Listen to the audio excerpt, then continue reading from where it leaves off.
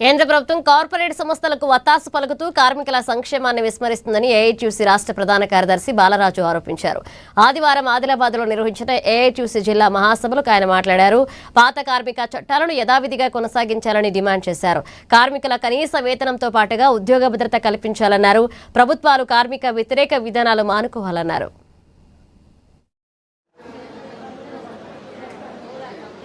ఆదిలాబాద్ జిల్లా 4వ మహాసభలు ఘనంగా జరుగుతున్నాయి.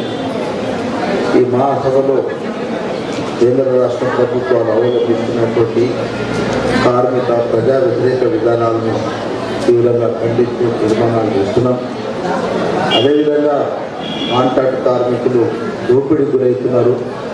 పెట్టుబడిదారులను పెంచి పోషిస్తున్నటువంటి ప్రభుత్వాలు ఈ కాంట్రాక్ట్ కార్మికులకు కూడా కనీస వేతనాల చట్టాన్ని అమలు చేయాలని చెప్పేసి డిమాండ్ చేస్తున్నాం. ఒక పక్కనేమో ధరలు పెరుగుతున్నాయి. కార్మికులు కష్టపడి పనిచేస్తే వారికి రావాల్సినటువంటి వేతనాలు రావడం లేదు.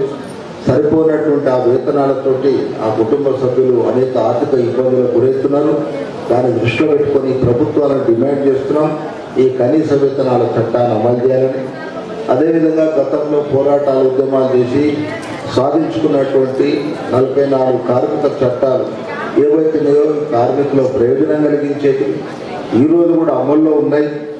కానీ కేంద్ర ప్రభుత్వం గత 13 సంవత్సరాల క్రితం అధికారానికి వచ్చిన తర్వాత ఈ కార్మిక చట్టాలను ఏదైతుందో ఈ 44 కార్మిక చట్టాలలో 29 కార్మిక చట్టాలను పూర్తిగా రద్దు చేసి కార్పొరేట్ శక్తులకు బడా వ్యాపారస్తులకు మరి అదేవిధంగా ఆదానికి అంబానీ ఆస్తులు పెంచేందుకు ఈనాడు మోడీ గారు యొక్క కార్మిక చట్టాన్ని రద్దు చేసి దాని మీద మన రాష్ట్ర ప్రభుత్వం కూడా ఈ కోడ్లను అమలు చేసేందుకోసం రూల్స్ ఫ్రేమ్ చేస్తే దాన్ని కూడా తీవ్రంగా వ్యతిరేకిస్తూ